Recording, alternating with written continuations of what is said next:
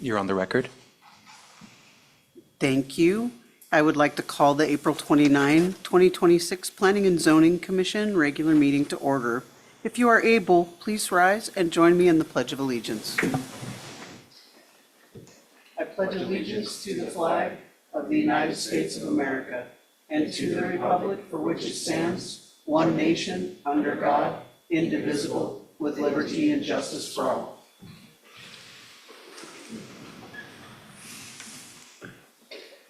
May we have the roll call, please? Thank you. Vice Chair Dothett, Here. Chair Keaton, Here. Commissioner Askin, Present. Commissioner Ersley, Present. Commissioner Kraus, Here. Commissioner Fikes is absent. Commissioner Woodard, Here. you have a quorum. Thank you.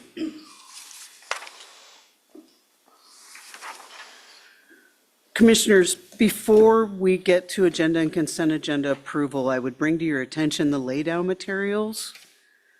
Cover page, right here.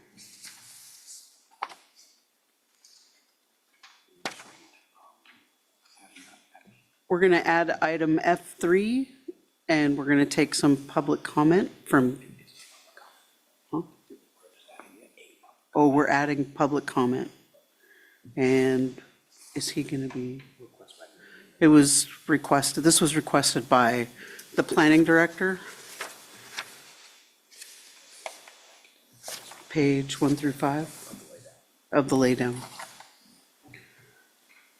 Is there a motion to approve the agenda and consent agenda with the laydown? I move that we approve the motion, the agenda and the consent agenda with the noted addition. Thank you. And a second, please? Second. Commissioner Woodard? Okay. Are there any additional revisions to the agenda or consent agenda from the commissioners?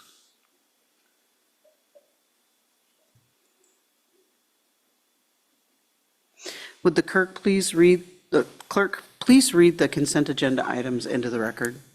Thank you, Chair. The approval of minutes, regular meeting of March 25th, 2026, and that is your consent agenda. Thank you. Are there any public comments on any of the consent agenda items just read by the clerk?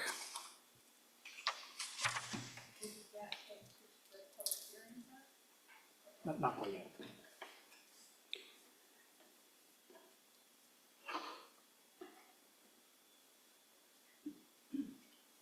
I can ask for unanimous consent.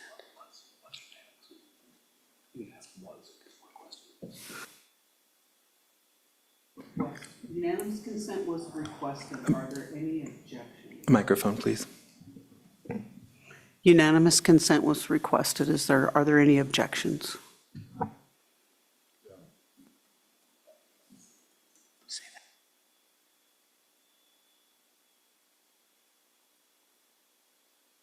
that. Hearing no objections, the agenda and consent agenda are approved.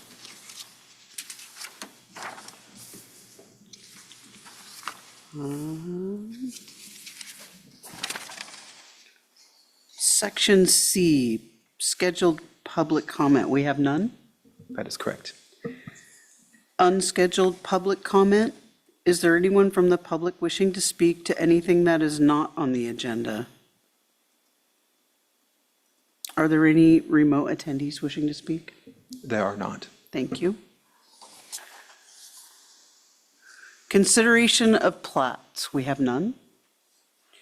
Public hearings. That brings us to public hearings. The first public hearing before us tonight is Resolution PZ 2026-04, rezone of parcel 04106-318 with a physical address of 6575 Kenai Spur Highway from a split zone of rural residential and general commercial to the single zoning district of general commercial.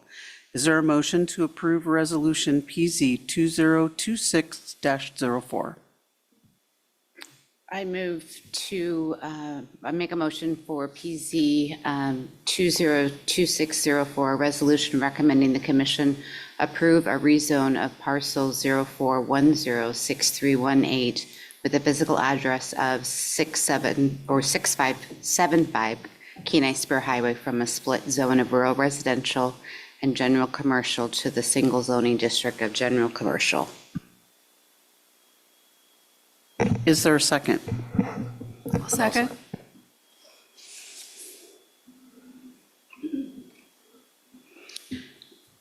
Director Buettner, can we have the staff report, please?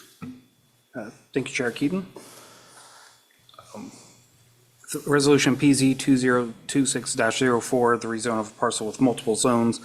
In 2025, the property owners submitted a replat combining lots 2, 3, 14, and 15 of Beaver Creek, Alaska subdivision amended, which has created a split zone on the now singular parcel.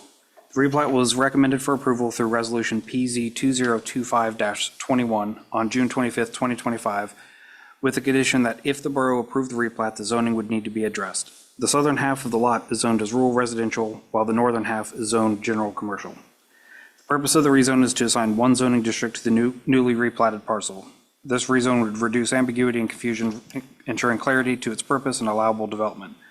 As there are no provisions to determine which zone takes precedence, it is determined that the rezone would eliminate any confusion in the event of conflicting guidance. There will be no non-conforming uses created by the completion of this rezone. It will simply enlarge the adjacent zoning district. The comprehensive plan supports this rezoning in the following identified goal. Goal 3, land use, develop land use strategies to implement a forward-looking approach to community growth and development. Specifically, land use 3, review existing and zoning and subdivision codes to determine if they address current and future land uses adequately. Pursuant to KMC 142270, the initiation of a zoning map amendment may be initiated by a majority of the property owners in the area to be rezoned. Furthermore, the area to be rezoned contains a minimum of 1 acre excluding street or alleys rights of way, unless the amendment enlarges an adjacent district boundary. The replatted parcel is under the ownership of the applicants. Both property owners jointly applied for the rezone, therefore meeting the initiation of a rezone application, and the area to be rezoned exceeds the required minimum size. The existing zoning is split rural residential and general commercial, and the proposed zoning is general commercial. The intent of the proposed general commercial zone outlined in KMC section 1420-120 states the following. The general commercial zone is established to provide for areas where a broad range of retail, wholesale, and service establishments is desirable. Uses are regulated to concentrate commercial development to the greatest extent possible and to prevent any uses which have an adverse effect upon nearby properties. New single and two-family residential uses and other non-commercial uses, except otherwise provided in this chapter, are not permitted in this zone as principal uses. It is intended that land classified in this zone be reserved for commercial purposes, and because a commercial zone is not suited to the uses excluded above. The existing land use classification is general commercial, and the intent as outlined in Imagine Kenai 2030 comprehensive plan states the following. The general commercial is intended for retail, service, and office businesses that serve Kenai and the larger region. General commercial is appropriate for locations along the arterial road system. General commercial also, that type of development requires larger parcels of land and access to major road systems. It is intended to support smaller scale businesses. The current property is a 32-space recreational vehicle park allowable with a conditional use permit pursuant to land use table in KMC 1422. The CUP was granted by the Commission in 2021 and has remained in compliance with no recorded incidents. The existing land use classification states that compatible mix of residential and commercial uses. It is anticipated that current and future development will be compatible to zoning code with surrounding residential uses to the south and commercial along the Kenai Spur Highway to the northeast and west. Staff finds the proposed rezone will not impact the current use or CUP and is consistent with the land use classification as designated by the Comprehensive Plan and Kenai Municipal Code. Pursuant to Kenai Municipal Code 142280, notices of the public hearing for the rezone were mailed to property owners within a 300-foot periphery of the subject properties. City staff published notice of the public hearing in the Peninsula Clarion and notification was posted. I will retract this last statement. We did receive public comments after this report was drafted, but they are included in your packet. Based on the findings and analysis in the staff report, staff recommends the Planning and Zoning Commission recommend approval of the rezone request for the property located at 6575 Kenai Spur Highway from the split zone of rural residential and general commercial to a singular zoning district of general commercial. That's my report. Thank you.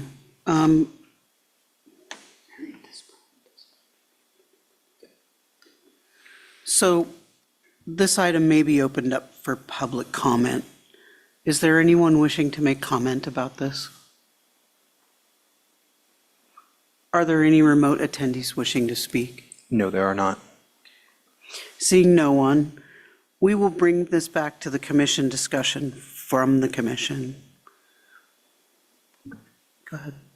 Just for clarification to the chair for staff, by rezoning this will eliminate the need for the CUP, is that correct?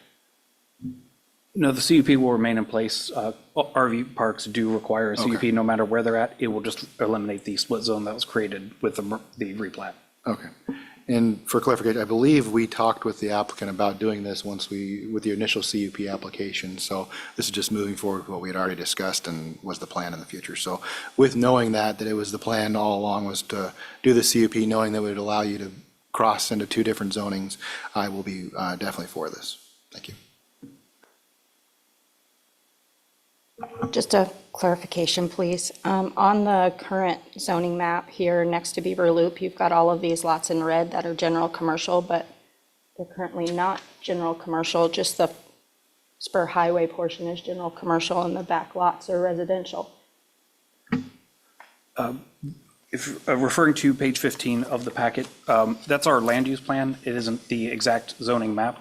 The intent with the land use plan is that potentially in the future, looking out 20 years from that plan, is that could have been a small business center, knowing that Beaver Loop and Kenai Spur have a decent amount of traffic. As it stands today, the lots directly along Kenai Spur are general commercial. There's very little, if no, actually, I think there might be only one within a few hundred feet of this, but most of those are along a non-platted road, or it's platted, not developed road to the south right now, but there's no other residential development along this strip. Thank you for the clarification. Are there any other questions from the commission? Go ahead, Marty. Yeah, I believe where that non-platted road is actually lower land. So the odds are probably pretty good you will not ever get a road built there.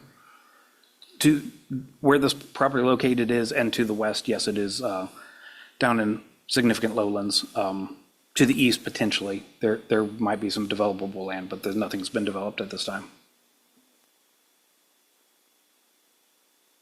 Anyone else? Last chance, anyone from the audience want to speak? Yes, my name is Casey Gates. Casey, can you come up to the podium and hit the button and tell us your name again and where you live?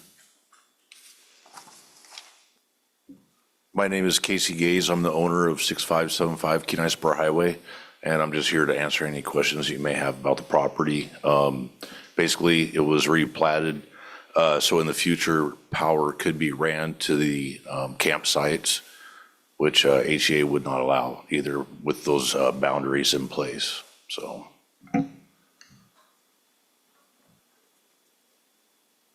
Thank you. Does anybody have any questions for Mr. Gaze? Thank you. Thank you, Mr. Gaze. Appreciate it.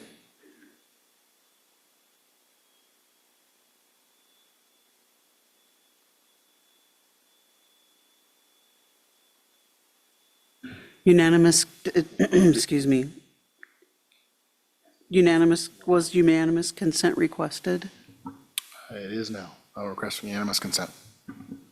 Unanimous consent was requested. Are there any objections? Okay, seeing none.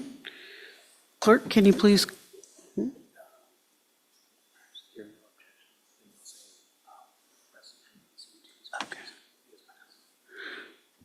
Resolution PZ 2026-04, rezone of parcel 04106318 with the physical address of 6575 Kenai Spur Highway from a split zone of rural residential and general commercial to the single zoning district of general commercial is passed.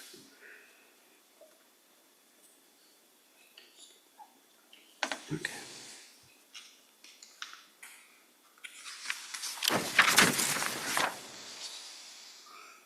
The second public hearing before us tonight is Resolution PZ 2026-06, conditional use permit to allow a retail marijuana store.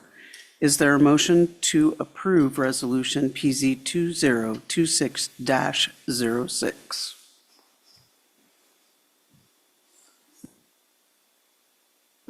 I'll make a motion for approval of PZ 2026-06, a conditional use permit to allow a marijuana retail establishment.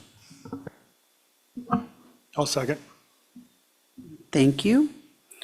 Director Buettner, can we have a staff report, please? Is the applicant for PZ 2026-06 in the room? Thank you. Yes, you'll use the mic over there all the way.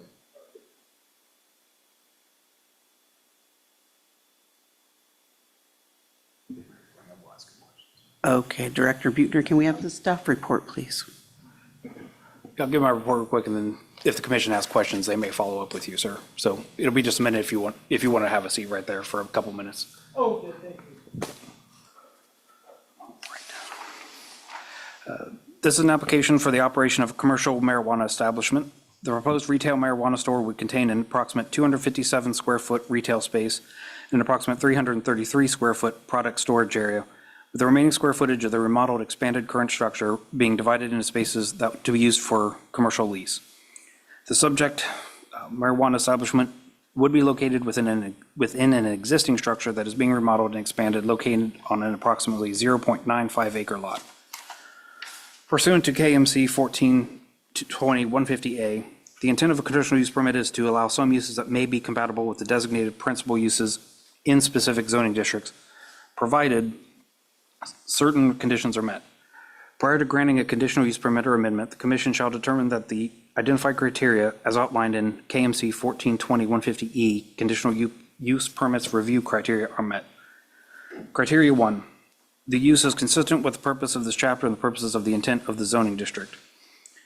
The subject parcel is zoned general commercial pursuant to ordinance 2870-2016, approved by City Council on January 20th, 2016, with an effective date of February 19th, 2016. A retail marijuana store may be established and operated under a conditional use permit within the general commercial zone. The general commercial zone is established to provide for areas where a broad range of retail, wholesale, and service establishments is desirable. Uses are regulated to concentrate commercial development to the greatest extent possible and prevent any uses which would have an adverse effect on nearby properties. As proposed, the commercial marijuana establishment would consist of an approximate 257 square foot retail marijuana store located within an approximately 3,680 square foot building. 333 square feet will be used for product storage, and the remaining square footage will be divided into leasable retail spaces.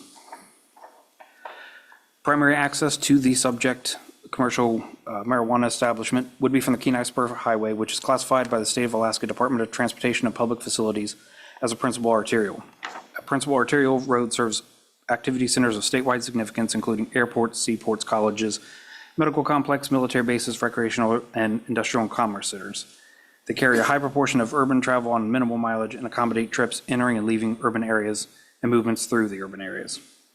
Designated parking following the regulations set forth in KMC 1420-250 will be located on site.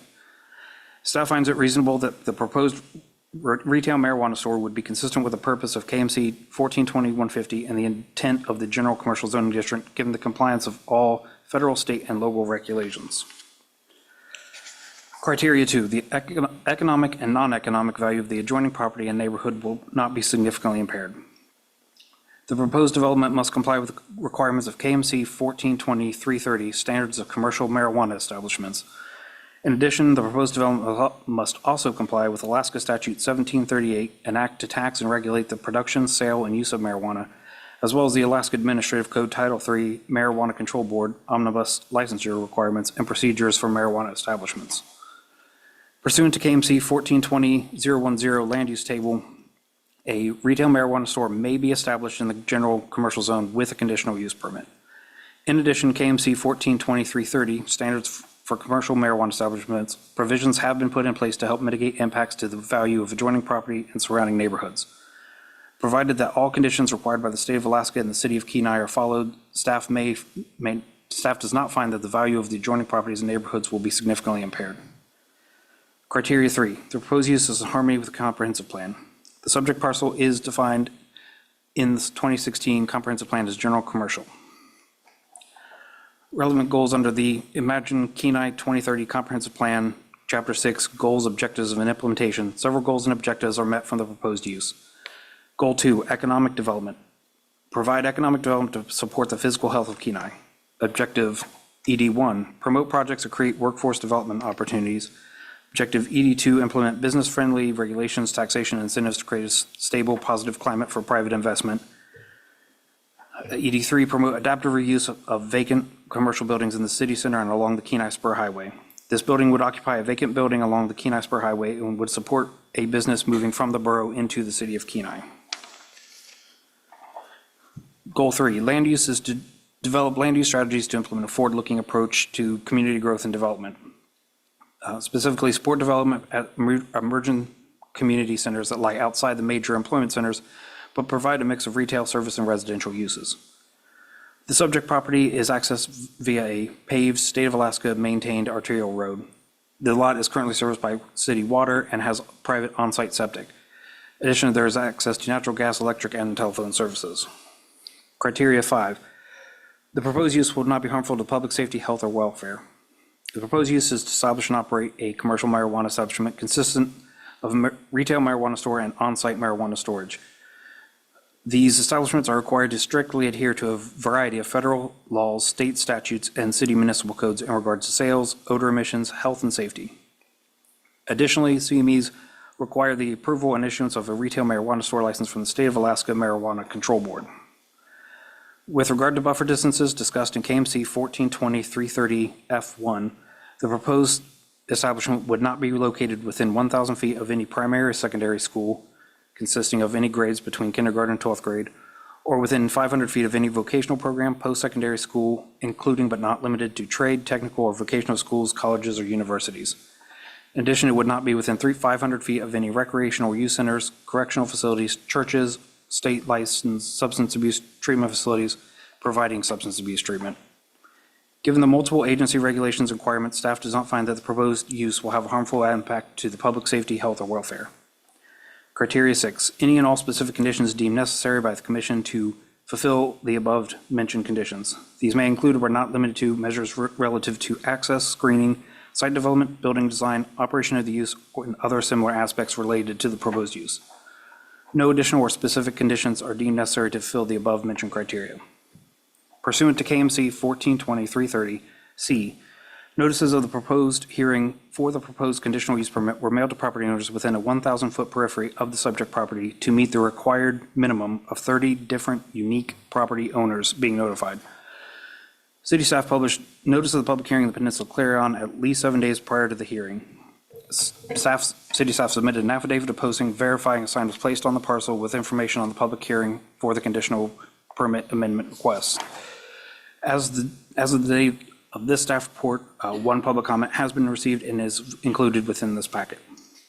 Staff recommendation.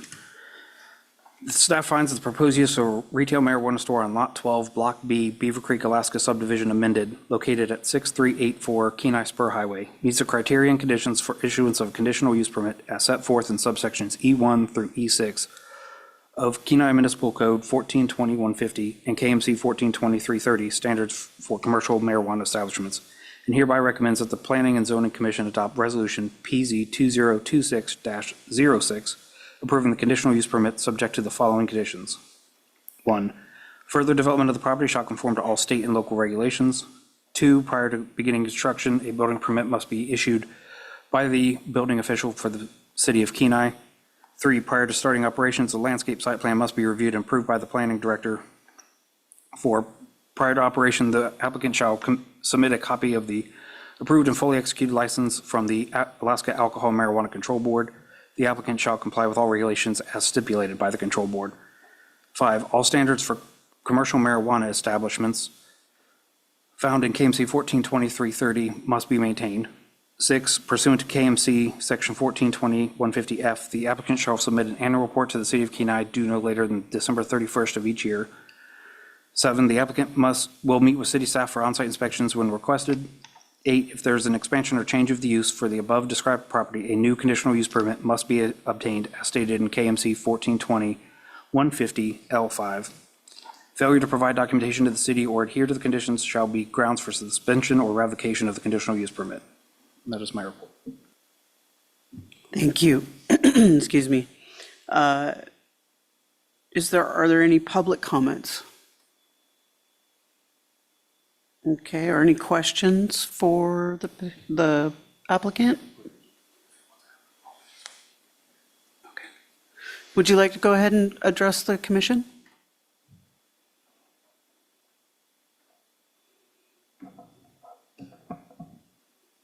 I really don't have much to say. I just wanted to get my application before the commission and proceed. Okay, thank you. Thank you. Go ahead. So it's my understanding then that there are no codes or requirements for per capita amounts of facilities that we can have in the city of Kenai? Through the chair, that is correct. There are no caps set by Kenai Municipal Code. Just a curiosity, what if a vocational school or church wanted to move in within 1,000 feet of this building? What would be the fix? You're not asking these questions tonight, are you, Commissioner Grouse? Through the chair, at this point, this business would would exist prior to. In theory, it would become non-conforming, so no expansions could be had. However, since this would be in place before any new business were to open up, this one would probably take precedence. Would be my understanding based on where things move in the future. It's not very cleanly or distinctly put out there, but generally, if something happens it would fall under the code as it existed at that time in the condition or the neighborhood that it was in. Future development generally has to deal with the status as is when they're ready to develop. Go ahead. I just have a question for the applicant. It's a very large building compared to the amount of square footage you're actually utilizing for your marijuana sales facility. And it looks like the right-hand portion, you have possible idea for strip mall or, other businesses to move in there type of thing. The left, it looks like a very large open shop.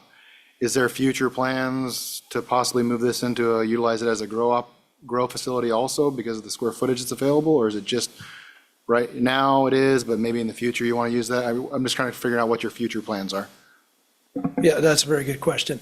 I will not be expanding my marijuana business at all, not for grow or for on-site or anything like that. I'm just using that small space for a retail store. I have a grow operation in the borough, and it's very sufficient for me. Thank you. How many storefronts would this be for your business? This will be four retail stores, and then the cultivation.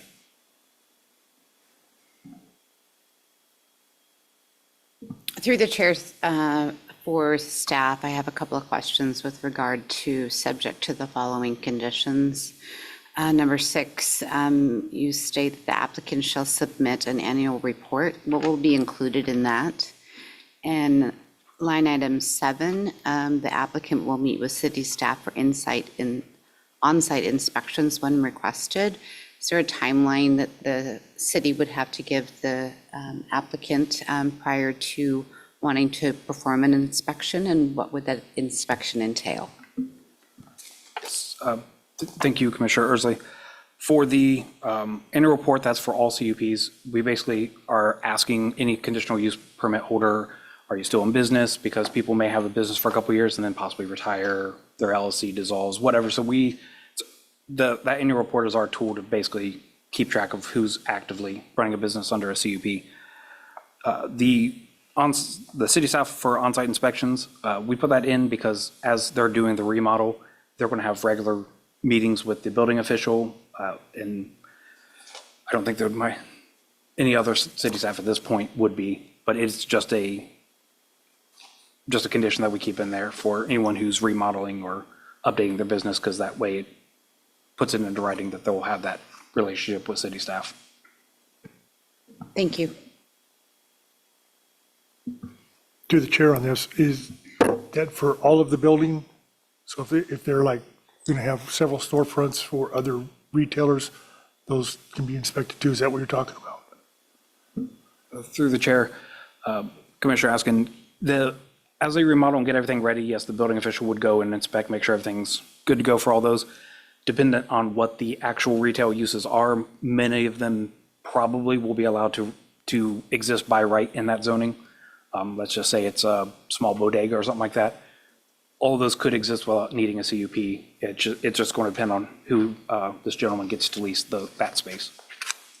Thank you. For staff first, is it in plenty of distance from the racetrack where there's a lot of kids?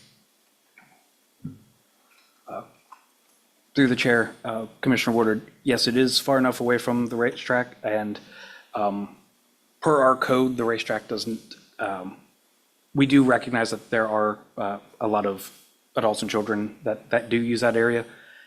Is not specifically called out in our code, whereas like schools and other facilities like that are. But we did definitely take that into consideration. We mulled it over, but we think because of there's no direct access, it's, out and around back a ways. We think there's sufficient separation between the two land uses. Microphone, please. Went off. In your diagram of the building, you show what looks like a food truck in front of it. What is that all about? My original idea was to use the entire building for my business, and I was going to add a food truck for an on-site consumption in the large area. It's a very nice building. I could have used it for that, but once I discovered that the city of Kenai had not approved for on-site consumptions with the state of Alaska when that law was changed, I just retracted it. I don't need it, and I'm going to rent that office space out. And so the food truck that's there is really just a ghost. It's nothing. Okay, so it would have just had to do with food and none of your other product. Right. Yes. So just for clarification, your original plan was to turn it into like like a marijuana type bar like they have, and I've seen applied for, but it's not allowed in the city. Is that correct? Yeah, it's sort of, a social area. There's the new rule for allowing on-site consumption. The way I looked at the building, I only need a small portion for the store. I had that other portion that's actually very nice, and thought that we could use that for special events and, like the comedy tour and stuff like that. And because it would be connected to the retail store, it would have met the requirements by the state. I thought it was a good idea to, but it was just an idea. And then once I talked to the planning department, it was completely dropped. Yeah.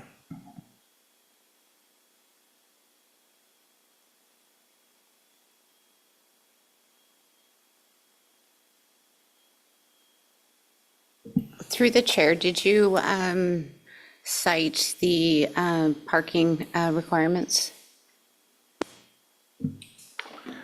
Through the chair, I believe, let me double check. I remember reading it.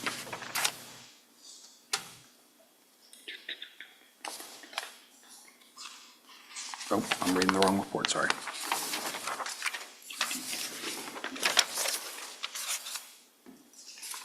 There it is.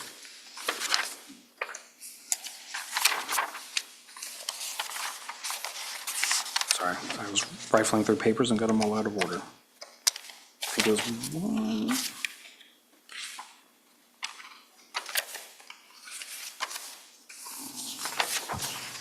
First page. That's why you don't do things double-sided. Here it is, it's further back.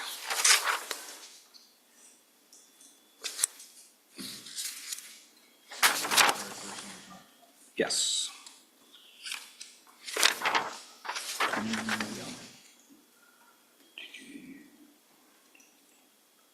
Let's see where it explicitly. Yes, under finding 1, it's the last sentence under the findings. Designated parking following the regulations set forth in KMC 142250 will be located on site.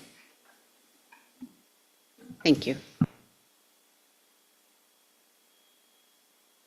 Are there any more questions from the commission? Are there any remote attendees wishing to speak? No, they are not. Thank you. Seeing no one else, we will bring this back to the commission for discussion from the commission. Does anybody have any discussion, any questions? Are we done with that? Yeah? Go ahead. I guess this is a good time just to talk about concerns or anything with the community. And I know I talked to multiple surrounding landowners. Several were not real thrilled about a new marijuana store coming into town, the retail side of things. The biggest thing that they showed concern about was another possibility of a grow operation. Seemed like the consensus, they were very adamant they didn't want to see another grow operation there. So that's where that question came from, is multiple of the neighbors were worried that it could future lead to another grow operation. They didn't want to have that. You have stated that that's not, and I know it's another conditional use permit, another permit you'd have to apply for at a later date if you did decide to change that into that. But that was kind of the big consensus that came about. It seemed like the most thing that came up was that people were concerned about a grow operation there. The retail side of things, they weren't thrilled about, but they weren't as 100% against as they were the grow operation. So just for your awareness, the concerning neighbors were about the biggest concern was about the grow operations.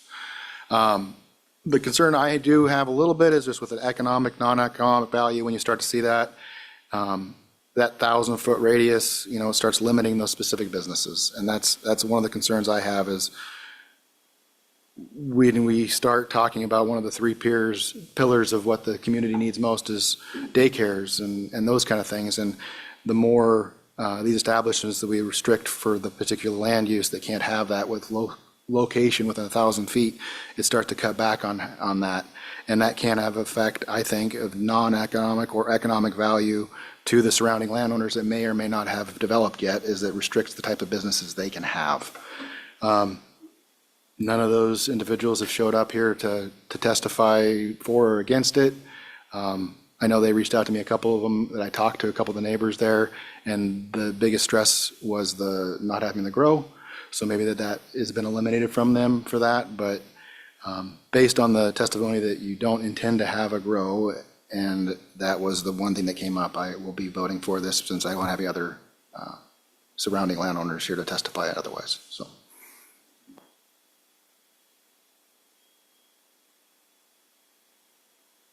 I would just state my findings. You most certainly can respond if you choose to, though. Well, my own personal feelings about having a grow inside the city is kind of silly too. It's a big state. There's lots of areas to grow, or it's very remote and doesn't matter to anybody. But, this is retail. This is a retail location. That's really all I ever want to do with it. And I would like to be able to invite other businesses to come in and join me. I understand it can't be a daycare or a church. But I do have a great property there, and I think that someone's going to find a good home there.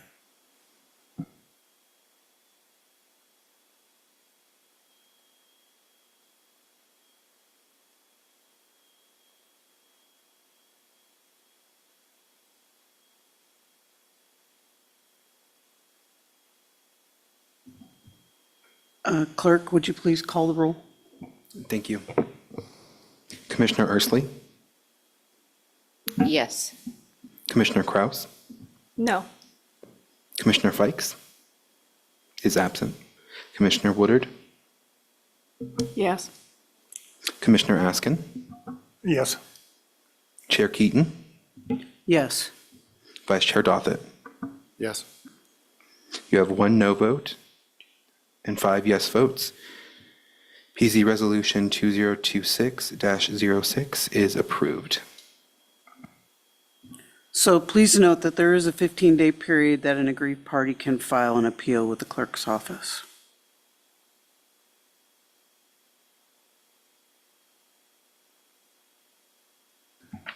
The third public hearing before us tonight. Thank you.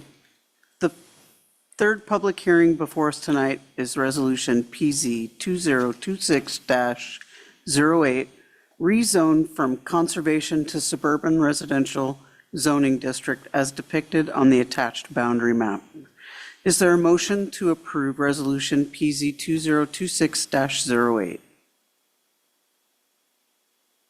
I make a motion to pass Resolution PZ 2026-08, rezone 181 acre parcel from conservation to suburban residential zoning district. Thank you. Is there a second? Second. Thank you. Director Buettner, can we have the staff report, please? Thank you, Chair Keaton. The City of Kenai is seeking to rezone a portion of 181 acre parcel located at 10060 Kenai Spur Highway from conservation to the suburban residential zoning district. The purpose of the rezone is to allow for low to medium density residential development adjacent to existing residential neighborhoods within walking, biking, or short driving distance to commercial services. Pursuant to KMC 142270, the initiation of a zoning map amendment may be initiated by the Kenai Planning and Zoning Commission or the Kenai City Council. This parcel is wholly owned by the City of Kenai. The area to be rezoned contains far above the minimum of 1 acre, excluding street or alley rights-of-way. The existing zoning is conservation, and the intent as outlined in KMC Section 1420.070 states that the conservation zone is intended to apply to areas which should be preserved primarily as open areas and as watersheds and wildlife reserves. Airport and related uses have been included in the zone to allow for the reservation of aircraft approach zones.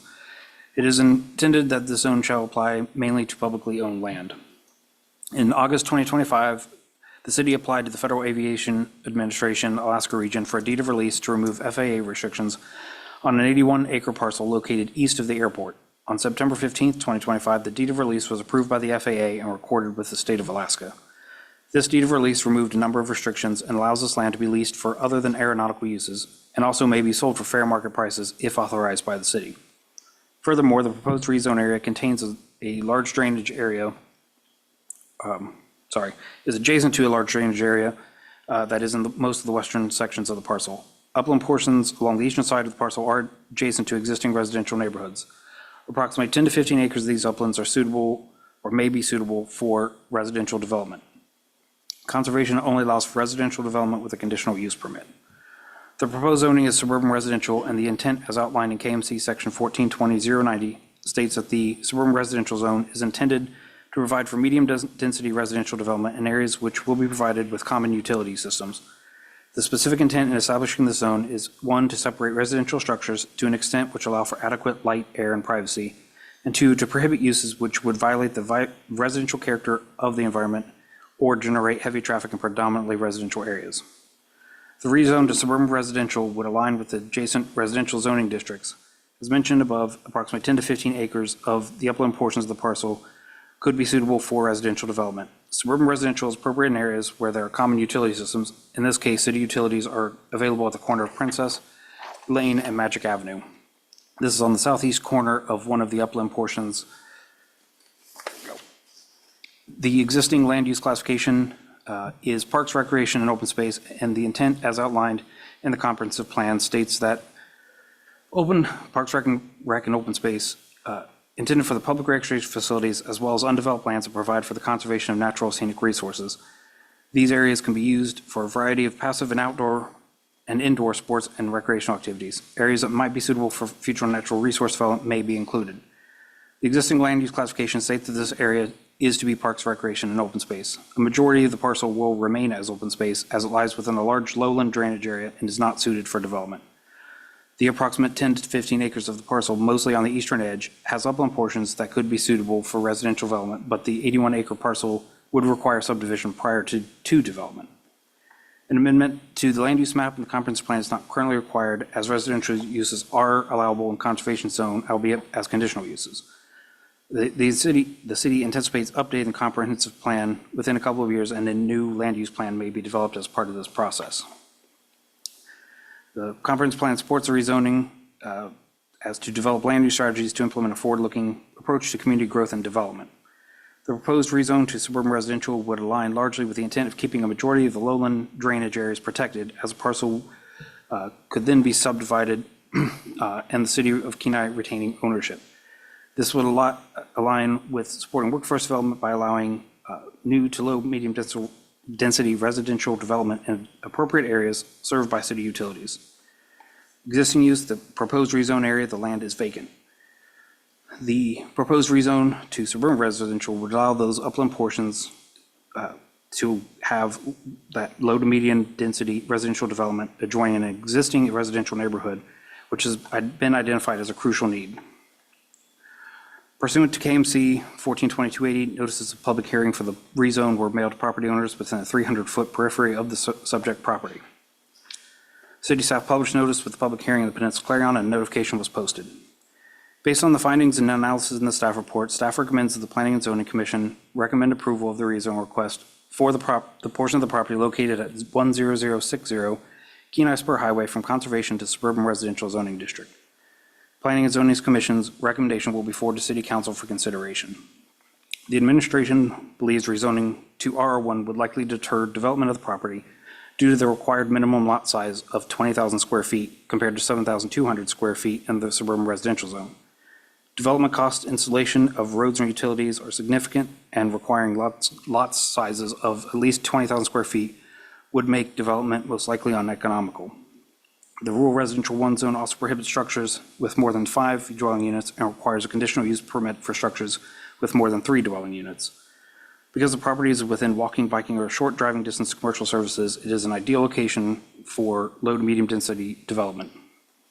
While the application is not yet complete, the administration is working with a developer who's interested in constructing multifamily development in Kenai, which may not be permitted in an RR1 zone.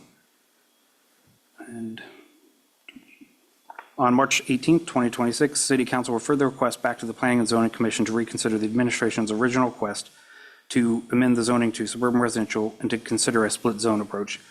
Under this approach, the upland portion of the parcel suitable for residential development would be rezoned to suburban residential, while the larger parcel of the property containing drainages and associated wetlands would remain in the conservation zoning district. While split zones are generally not considered best practice, in this case, a split zone using meets and bounds to delineate the portion of the larger parcel that would be considered for rezoning the portion of the lot suitable for development from what should remain open space and not be developed. A split zone would also negate the need to rezone the remaining parcel back to conservation once subdivision of the developable portion is complete, if it happens. That is my report. Thank you, sir.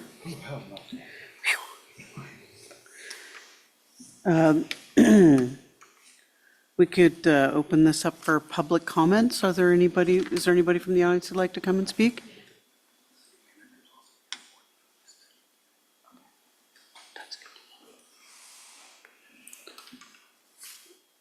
Go ahead and state your name and your address, please. Hello, my name is Lisa Coates, and my address is 410 Magic Avenue. Magic, okay. Good evening, Chair and Commissioners.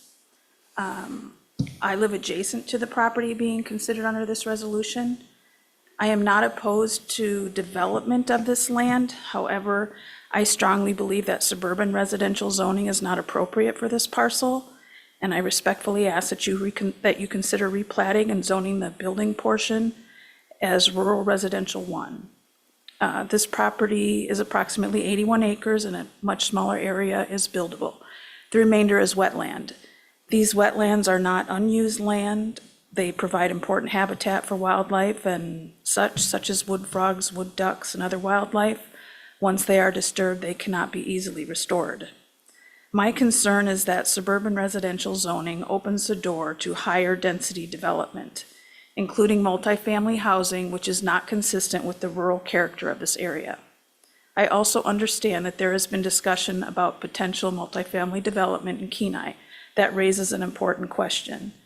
Is this zoning change being driven by a type of development that would not be allowed under rural residential zoning? If so, I would ask you to carefully consider whether this location is appropriate for that level of density, especially given the infrastructure limitations. Our roads are not built to suburban standards. In fact, they are not even well-maintained gravel roads. They are mostly dirt at this point, and the city has not improved them, under my understanding, since they were originally built. So I would also ask, if higher density development is allowed here, who will be responsible for upgrading and maintaining the road infrastructure to support it? I would also like to raise a public health and safety concern. There is a fire training facility located on the other side of the conservation area. During training exercises, significant smoke is generated. We live nearby and regularly have to turn off our air exchange system because of the smoke, depending on the wind direction. The proposed buildable area appears to be more directly in line with that smoke. So I would ask the commission to consider, is it appropriate to allow higher density residential development in an area that is regularly impacted by smoke from a nearby training facility? Future residents may not be aware of this, and it could affect their health and quality of life. Taken together, environmental limitations, rural character, inadequate infrastructure, and nearby impacts like the fire training facility, I believe suburban residential zoning is not a right fit for this property. A more appropriate approach would be to recognize the constraints of the land, preserve the wetland areas, and zone the buildable portion as rural residential 1, which better reflects the surrounding area. This allows reasonable development while protecting both current and future residents. Zoning sets the long-term direction for this land. I'm asking you to choose a designation that reflects what the area actually is, not what we wish it could be. Thank you for your time and consideration. Thank you very much.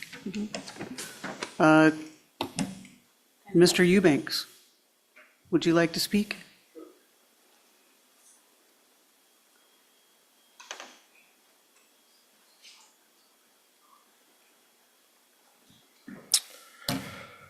Chair Keaton and members of the Kenai Planning Zoning Commission, my name is Terry Eubank. I'm city manager with the city of Kenai. I do reside in the city. I am here this evening to recommend adoption of Resolution 2022 PZ 2026-08. This resolution will rezone a portion of an 81-acre parcel from conservation to suburban residential. The city of Kenai is experiencing a housing situation. In the fall of 2025, a statistically valid community survey was completed where 74% of our residents surveyed believed that the city has a housing availability and affordability problem. In order to address these issues, the city administration has taken a multitude of steps in order to make development of housing less administratively burdened, thus making it easier and cheaper. This commission has been a part of those steps to include rezoning and review of subdivision standards. The action being requested in Resolution PZ 2026-08 is consistent with these steps and is being requested to remove one of the barriers to development of a portion of this parcel that staff believe may be suitable for development. The cost of subdivision without the certainty of being able to utilize the property for the desired purpose is a barrier to development. Rezoning this portion of the parcel guarantees the property may be utilized for the permitted purpose of the zone with further consideration if the developer determines the property is adequate for development. It is important to note that development is not guaranteed by this action, but the certainty of use provided that is permitted within the zone is achieved. Removal of such barriers is important when trying to facilitate housing construction in this time of shortage. The administration recommends rezoning of the portion of the lot to suburban residential, a zone that permits smaller lot sizes and higher density construction. The availability of city water and sewer utilities and proximity to other services makes this an ideal location for low to medium density construction, as tenants have walking, biking, or short driving access to commercial services. Due to the high cost of utility infrastructure, rezoning to suburban residential will assist in making subdivision economical. A minimum lot size of 7,200 square feet can support installation of utility infrastructure, where a minimum lot size of 20,000 square feet in the RR zone likely does not. The suburban residential zone permits up to 6 family dwelling units, and through conditional use may permit 7 or more family dwelling units. In contrast, the rural residential 1 zone permits up to 3 family dwelling units, may conditionally approve 4 family dwelling units, and prohibits more than 4 family dwelling units. Again, this is an ideal location for low to medium density development, and the RS zone, or the suburban residential zone, provides for that. Your support for PZ 2026-08 is respectfully requested. Thank you. Any questions for Mr. Eubanks? Go ahead. During the staff report, I understand that we have a developer that is already interested in the area or could have interest in the area. Are you familiar with who that developer is?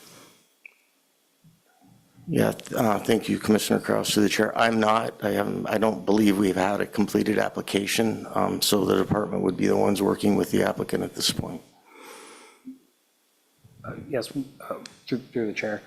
Commissioner Kraus, right now, because they don't have a formal approved complete application, we generally don't divulge them quite yet. Not that we're trying to hide anything. If they may ultimately pull out, they haven't pushed it through pushed it all the way through. But once we do have a complete application, that's when we would address both the commission and council. But right now, they're really just kind of trying to figure out what is allowable and where in the city. Since it's already on record from the past meeting that we had with this issue, it's already known that I'm against this issue, but also would like to state as a real estate agent that I do agree that we need more land for building. We have a housing shortage, but I don't think that rushing through a project on conservation land is in the benefit of the city in any way. And I have to agree with a lot of what this public lady said. So I also put a lot of stock into, and I only just received this, I had no idea that Mr. Greenberg would be submitting this as a laydown material, and I hope everyone took the time to read it. Mr. Greenberg, this is his wheelhouse, and I take what he has to say very seriously. So I will be voting against this again. Through the staff, if you could clarify what is allowed from an R, we know what's RR1. The next above that would be the RR, and then there's the, asked about RS, correct? What would the dwelling units be in an RR? Rural residential allows up to a 4-plex, conditional with 5 or 6 units, and prohibits 7 or more. Suburban residential allows up to 5 or 6-plex, and conditional for 7 or more. And then the RR1, which is what the other part of the subdivision is now, is the 3 to 4, correct? Allows a triplex by right. A 4th unit, a 4-plex would be a conditional use permit and prohibits anything above that. So previously we had discussed, we had several other people in the audience that discussed and talked about it from the local neighborhood. I know that local neighborhood several years ago had gotten together and done the RR1 to be more restrictive, and there are certain lots in there that are non-compliance with even the RR1 now that wouldn't be allowed to be able to put in like they are right now. I know the last time we discussed it, it was kind of a happy medium to kind of come to an agreement with the residents where they weren't thrilled with it, but they were okay with it sticking, at least going to like an RR1. I would like to propose an amendment to RR for this current reconsideration. So from RS to RR, not RR1, but RR, because it gives a little bit in between both. It would allow for similar dwelling units per parcel, and would hopefully appease some of the residents in the area that I've talked to that are concerned about the higher density in that situation. So if we can rewrite that to, I'd like to make an amendment to go to RR. It's a formal motion, I'm so gonna is there a make second? Yeah. Second. Can I ask Mr. Eubanks, how do you feel about the RR as opposed to the RR1? Yeah, thank you, Commissioner Keaton. I'd have to ask staff. Kevin, I'd have two questions. Could you restate the dwelling unit situation in an RR and also the minimum lot size of the RR zone? Through the chair, Mr. Eubank, the rural residential 1 allows up to a triplex by right. A fourth unit, a fourplex, would need a conditional use permit. Anything above 5 is prohibited. In a rural residential, you can have up to a fourplex by right. A fifth or sixth, 5 and 6 are combined, would require a conditional use permit, and anything up 7 or above is prohibited. They RR and RR1 have the same 20,000 square foot minimum lot size.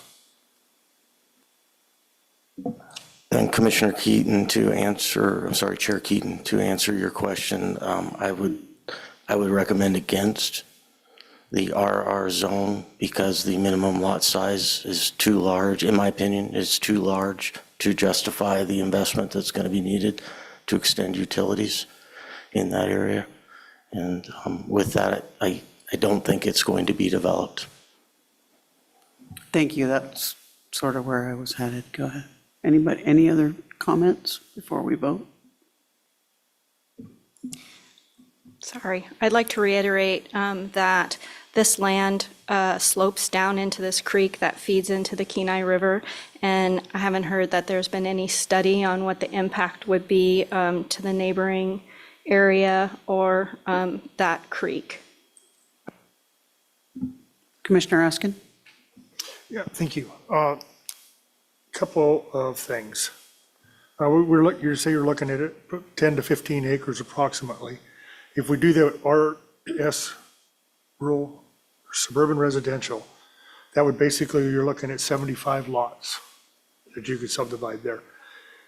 That if you put say just a minimum of a fourplex on there, that's 300 people or 300 families basically.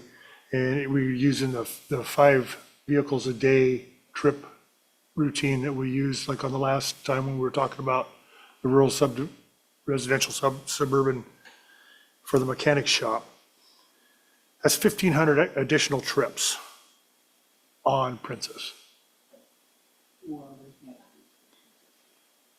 If you put a sixplex there, that's 450 additional people, which would be 2,250 additional vehicles on that gravel road.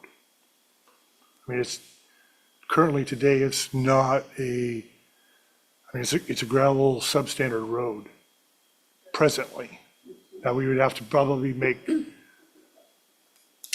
decisions or something about pavement or something to handle that additional load, because you're looking at a pretty substantial group of traffic. Okay. Could that be something that's part of if they choose to put in triplexes and fourplexes, would the upgrade of the road be a consideration for Director Buhner? Thank you, Chair Keaton.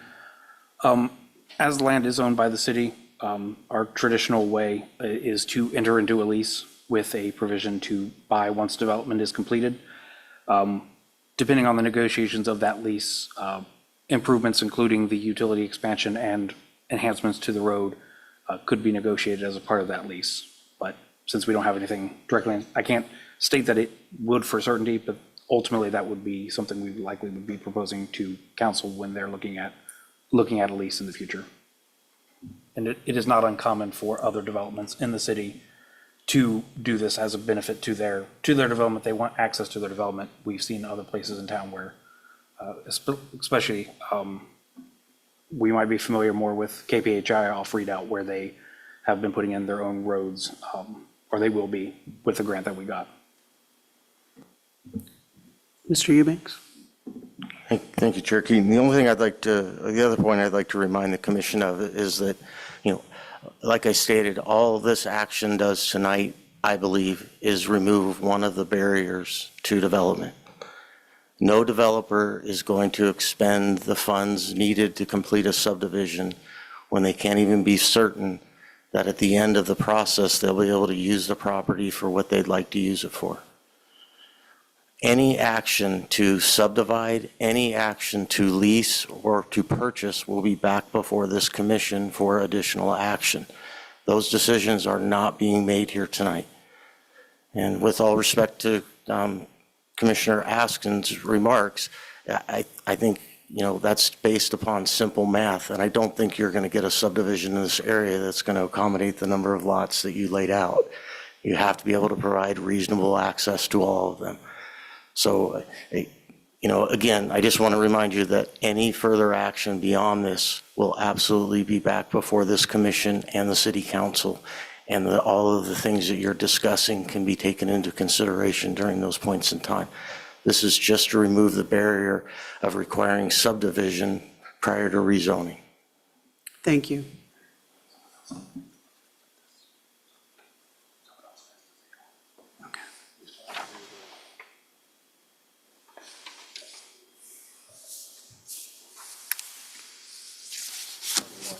Yeah, I think we do. the First Amendment still on, or we want to go?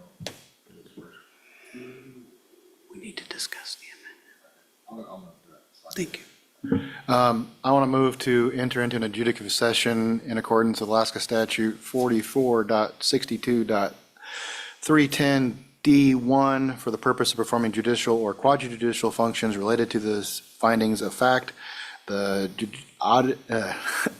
adjudicatory session will include all members of Planning and Zoning Commission and the Planning Director, Buettner. After the adjudicative session, we will move to enter back into regular session.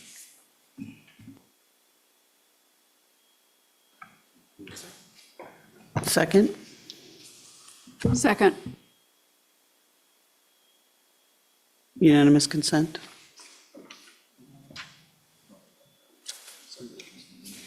Okay. All right. Sounds So good. we'll just, this will probably show in the back. Yeah.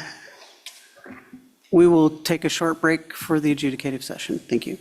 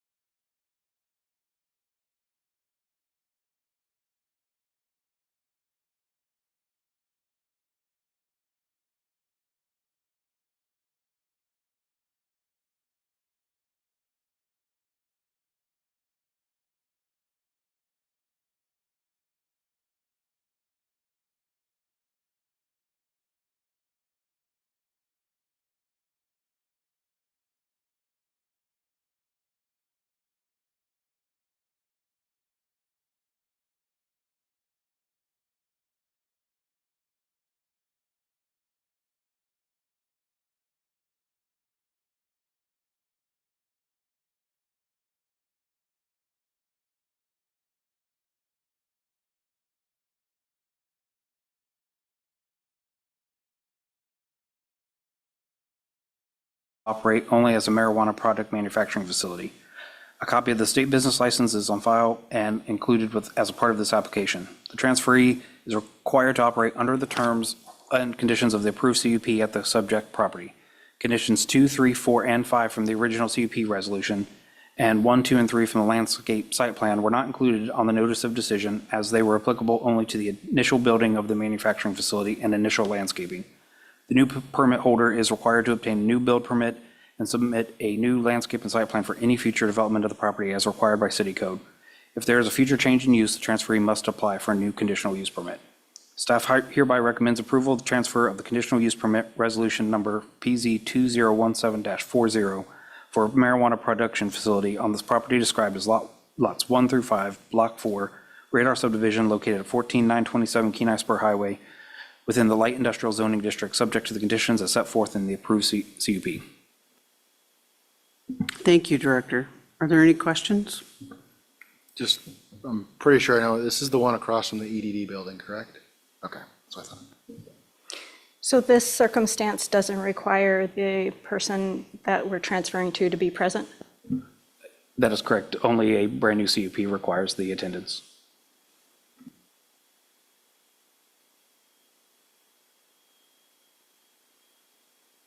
Is there anybody who would like to make public comment? There's nobody online. Thank you.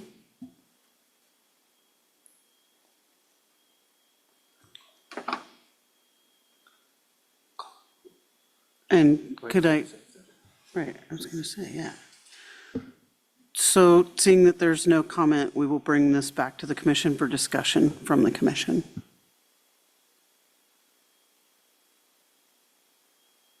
My only comment is I wasn't aware that manufacturing was actually allowed in the city.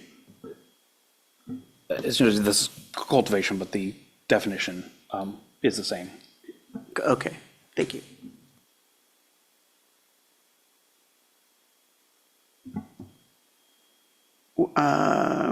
Would somebody like to request unanimous consent? I'll request unanimous consent. Are there any objections? Seeing none?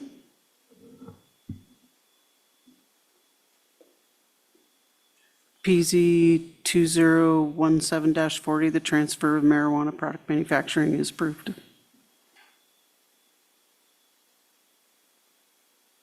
Also note that there is a 15-day period that any aggrieved party can file an appeal at the clerk's office.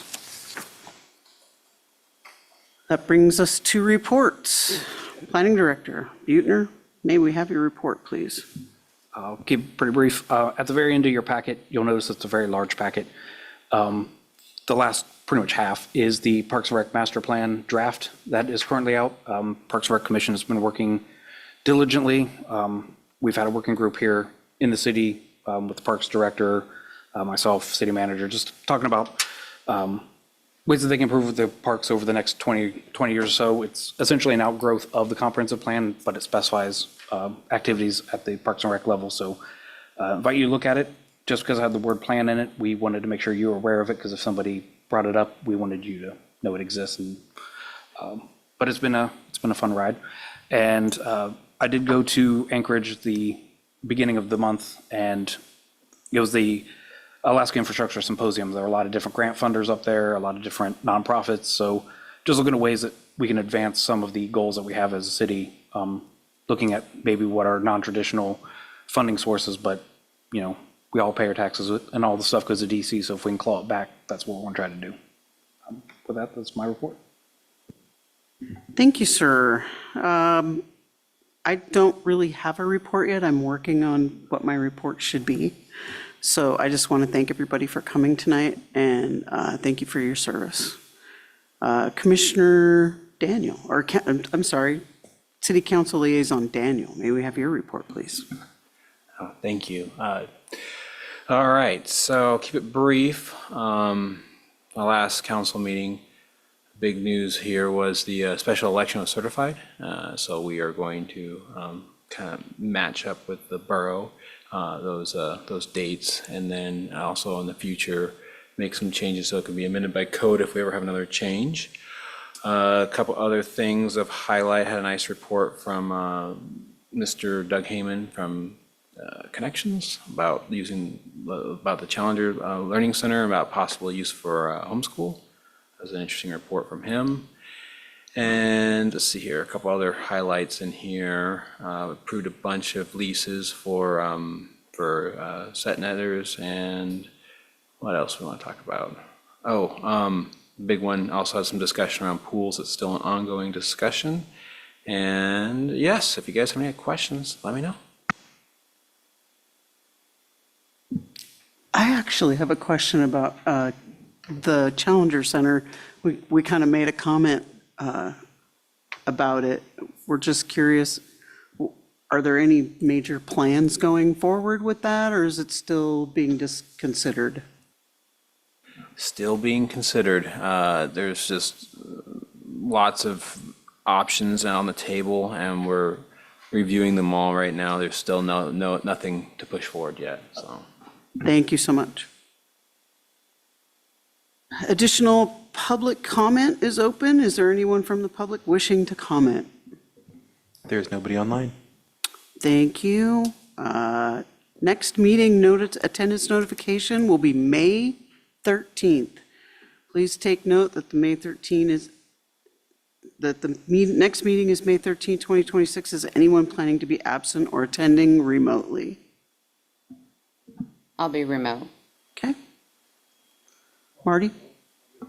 Okay. Anyone else? Everybody else plans on being here. Okay, thank you. Commission comments and questions. Mr. Askin?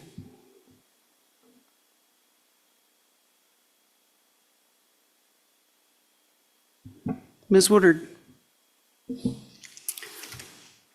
I would like to know if there's a way that we can establish a limit to the amount of marijuana facilities that are within the city limits.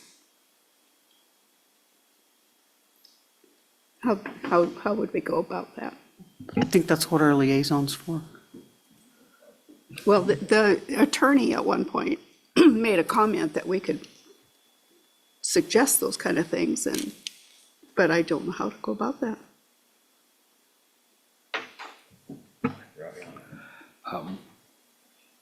If the commission would like us to look into it, to bring a motion in front of you to make a recommendation to council, we could go that direction. As a private citizen, you could also address council directly. There are ways to bring it to council. Ultimately, they would have to take it into consideration if they would like to make changes to the code. But I can make sure that I get any process outlined and share it with this commission. Thank you, I'd appreciate that.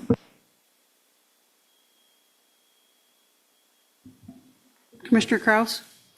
I agree. And as a pro-marijuana person who helped put the ballot measure on for the state, I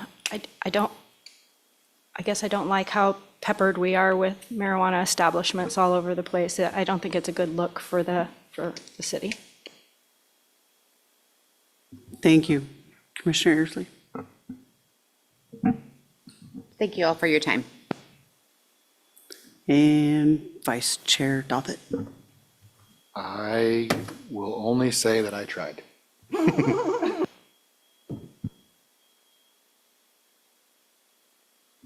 As far as pending items, we have none. Seeing no further business before this body,